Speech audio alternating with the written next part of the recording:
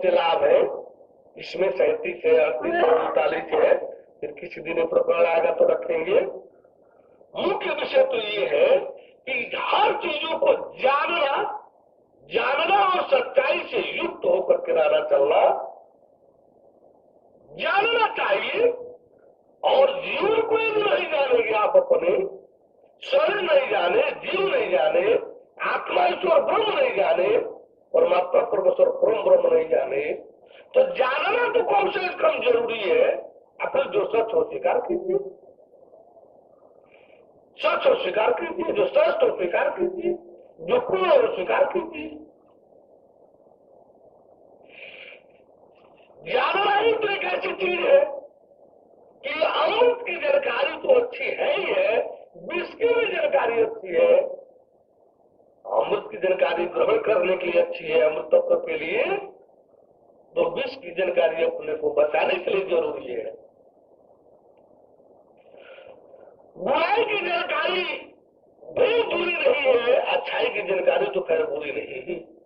अच्छाई की जानकारी अच्छी तो है ही, बुराई की भी जानकारी अच्छी है, ताकि हम उस बुराई से अपनी रक्षा कर सकें यदि वो मेरे सामने आ रही है, पड़ रही है। तो जानकारी एक ऐसी चीज है जो हर स्तर पर अच्छी है, कहीं उसमें जो है दोष नहीं है, बशर्ते हम उसे सही तरीका से जानने का प्रयास करें, अपने को सही तरीका से उस पर रहने चलने का प्रयास करें। कोई जानकारी आपको चाहे जितनी रुचि होगी, वो भगवान का ज्ञान ही जो है, जो सृष्टि का सर्वोच्च है, वो भी आपको तब तक लाभ नहीं दे सकता है जब तक आप अपने को उस ज्ञान से जोड़ करके ज्ञान के अनुसार नहीं रहने चलने लगेंगे। किसी भी जानकारी का सही लाभ पाने के लिए ये समर्पण शरणागत जो है, इसलिए नहीं है कि यानी आप भगवान के पास शरीर की कमी है, आप अपना तन दे दीजिए, भगवान के पास धन की कमी है, आप अपना धन दे दीजिए, भगवान के पास मन की कमी है, आप अपना मन दे दीजिए, भगवान के तन मन धन की कमी है, ऐसा कुछ नहीं है। ये समर्पण किस लिए है? ये समर्पण शरणागत इसलिए है कि इसी में फंस करके आप डूब उतरा करके 84 लाख का चक्कर काट रहे हैं। अब आप यदि इसका समर्पण शरणागत नहीं करते हैं तो आप इससे उबर भी नहीं सकते। मुक्ति किससे? माया से ही तो मुक्त होना है। इस माया के भार से भगवान ने आपको ये जीवन धन तन दिया, मन दिया, धन दिया, यदि आप उसको वापस नहीं करेंगे तो इसके भार से मुक्त कैसे होंगे? इसके भार से मुक्त कैसे होंगे? और यदि इसे आप वापस करते हैं तो इसमें आपकी समाप्ति थोड़े है, ये तो आपको भगवत प्राप्त है। आप इस मिट्टी का तन दे करके हर बुराइयों से युक्त, इस तन विकृतियों से युक्त, बात पित्त और कफ वाले समतुल्य शरीर को समर्पित करके भगवान को पाले, इस तन को दे करके भगवान का दर्शन मिल जाए, भगवान में होने वाले का मौका मिल जाए। इस समतुल्य शरीर को तो किसी न किसी दिन फेंकना ही फेंकना है, किसी न किसी दिन तो छोड़ना ही छोड़ना है। यदि हम इसको भगवान को सुपुर्द करते हैं और इसके एवज में हमको भगवान मिलता है, तो सोचिए तो आपके तन और भगवान के दर्शन में कोई तुलना है? बहुत श्रेष्ठ है।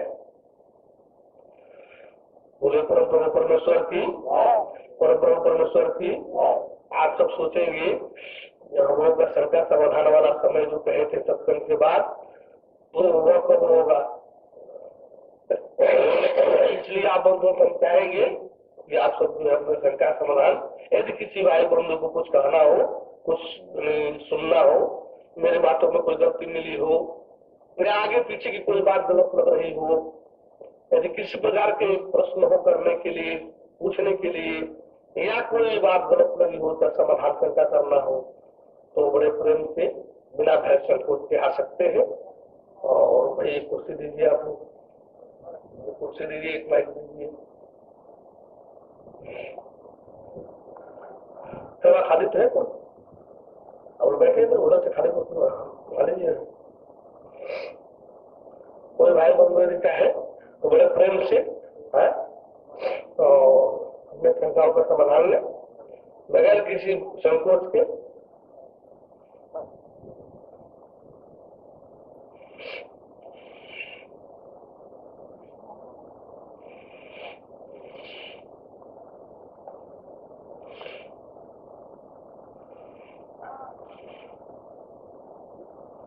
कोई भाई बंधु यदि कुछ कहना सुनना चाहे तो बगैर किसी भय संकोच के, भय का तो स्थान नहीं है, संकोच के लिए भी कोई जगह नहीं है, और वो प्रेम से बात सुन सकते हैं।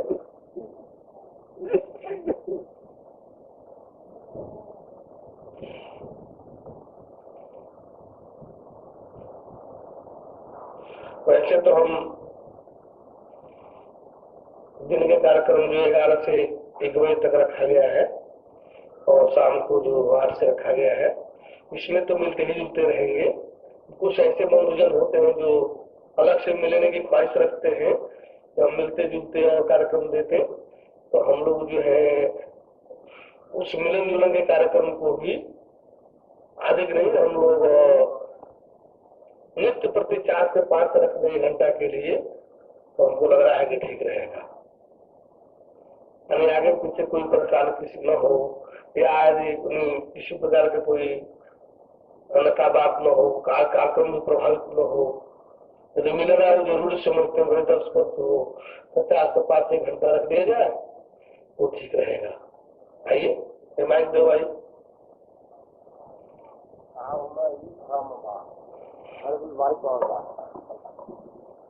कब हो जाए एक खातिर ज्ञान के गौरव एकदम ठीक, यही खाते तो मंच में खाते देखो कहा जाता आने केहू कहा एहू में भरो बना होकर के चाहिए जो हम पढ़ल लिखल नहीं खी तो हम कौने बोलो का बोलो, ये तो कहीं बोले तो गलती हो जाता क्या हुई, अरे जो ने बोले हम ही कौन बड़ा का पढ़ल लिखल बनी, जो ने अपने से वो बोले ले तो ने वो बोलो चलो, जो ने हाँ पढ़ल लिखल नहीं केहू आई हो सकले के ऊपर साथ पढ़ल लिखल की तरह बोला जा बोलो लिखो की तरह बोला जा, कोई आवृत्ति के बोले तो हम रहना ठीक।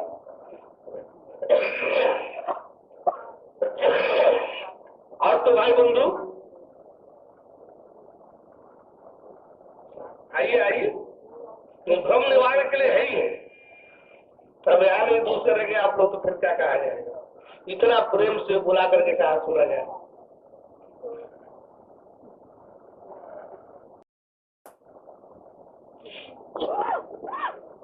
महाराज जी, यह जो जीव है इसके निधन होने के बाद इस पृथ्वी पर इस नृत्यलोक में वापस फिर आता है, अन्यथा नहीं। ऐसे नहीं आना होता तो पुनर्जन्म कैसे कहलाता, 84 लाख का चक्कर कैसे कहलाता। इसका एक हम लोगों को इतना जबरदस्त प्रमाण पुनर्जन्म का लगता है कि जीव जो है पुनर्जन्म को प्राप्त है कि नहीं, इसका एक इतना बड़ा प्रमाण है। हर जोनी में जीव सब कुछ तो भूल जाता है पुनर्जन्म में, मक्खी हो मच्छर हो या कोई हो, कीड़ा मकोड़ा हो, कोई जीव जंतु हो, आप उसको मारने उसको जाइए, उसके तरफ अमले कीजिए मारने के लिए, उसको मारने चलिए, उसको मौत से डर है, मौत से हर किसी को भय है, मक्खी मच्छर को भी भय है। हमको लगता है आप सबको भी ये ऐसा लगना चाहिए कि मौत एक ऐसी यातना है कि सब कुछ तो भूल जाता है लेकिन मौत की यातना का भय नहीं होता है। हमें मौत से गुजरा हुआ अपराधी है, तभी मौत का भय उसको है, और मौत से गुजरने का मतलब पुनर्जन्म। मौत का भय यदि किसी प्राणी में है, इसका मतलब है कि मौत से गुजरा हुआ वह प्राणी है। क्यों? मौत का भय यदि किसी प्राणी में है, चाहे में हो, मच्छर में हो, गाय में हो, भैंस में हो, हाथी में हो, घोड़ा में हो, हर प्राणी में देखिए तो मौत का भय उसको है। उसको सब चीज चाहिए, चाहे जितनी यात्रा से वो गुजर रहा हो, लेकिन उस यात्रा के बावजूद भी मौत वो नहीं चाहता। तो जब शरीर में है और मौत का भय है, इसका मतलब पुनर्जन्म है। क्यों? सब कुछ तो भूल जा रहा है, मौत की यातनाएं नहीं भूल पा रहा है। आश्चर्य, इतना बड़ा आश्चर्य है कि मनुष्य और प्राणी को छोड़ दीजिए, कोई विधान नहीं है उसके पास। मनुष्य जो हर चीजों को जानने की क्षमता रखता है, ईश्वर भी मौत तो नहीं चाहता, लेकिन वो ही कार्य करता है जिससे कम से कम एक राउंड में 84 लाख बार मौत को मुंह बजाना पड़े।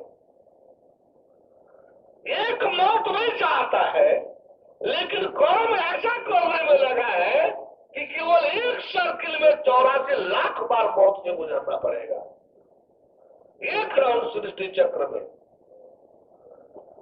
एक मौत नहीं चाहिए किसी मनुष्य को, लेकिन वह मौत से बचने का उपाय नहीं कर रहा है, वही कार्य करने में लगा है कि एक राउंड में 84 लाख बार को मौत के सामने गुजरना पड़े। ऐसा मौत है कि मक्खी मच्छर भी उसको नहीं भूल पाए हैं।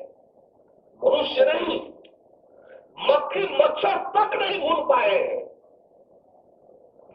ऐसा ऐसी मौत की यात्रा है। आप जाइए हॉस्पिटल में, बिस्तर पर आह करा भरते हुए लोग होंगे, महीनों से बिस्तर पर आह भर रहे हैं, कराए भर रहे हैं। कहिए कि मर न जाओ, क्या ही यात्रा चल रहे हैं। देखो क्या कहते हैं, तू हमको मारने के लिए आया है, तू मुआने के लिए आया है। वो अभी मौत नहीं चाहते। मेरा बाजार जब जाते रहोगे नहान वगैरह के, तो ऐसे भी कोढ़ी मिलेंगी कि दोनों पैर गल गया है, दोनों हाथ गल गया है, उन्हीं से ऊपर करके मक्खियां भिन-भिन कर रही है, मक्खियां भिन-भिना रही है। उसको भी कह रहे कि मर जाओ, क्या सुख है तुमको इस शरीर से। दोनों पैर भी नहीं है कि चल सको, दोनों हाथ भी नहीं है कुछ कर सको, खा भी तो नहीं सकते, चल भी तो नहीं सकते। इस शरीर को लेकर के कौन सा सुख भोग रहे हो?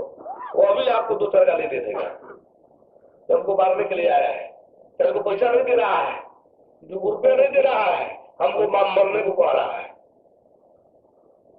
मानी मौत की यात्रा कितनी भयावह है कि वह भी मौत नहीं चाहता। और आश्चर्य इस बात का है, इसके बावजूद भी हर व्यक्ति वही कार्य करने में लगा है कि एक बार नहीं 84 लाख बार उसको एक सर्किल में, एक चक्र में मौत के सामने से गुजरना पड़ेगा। ये जानकार जो है छिछले चार अक्षर जो पढ़ लेते हैं, तो कौन नर्क जानता है, देखा है कौन नर्क। जब तुम्हें जीने अपना नहीं मालूम है तो तुम नर्क क्या जानोगे? ऐसे लोगों को हम लोग खोजते रहते हैं। जिसको अपने जीने का पता नहीं है वो नर्क क्या जानेगा?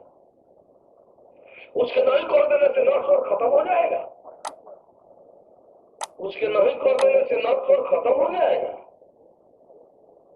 ऐसा कुछ नहीं है। इसलिए नहीं करके अपनी रक्षा नहीं कर सकते,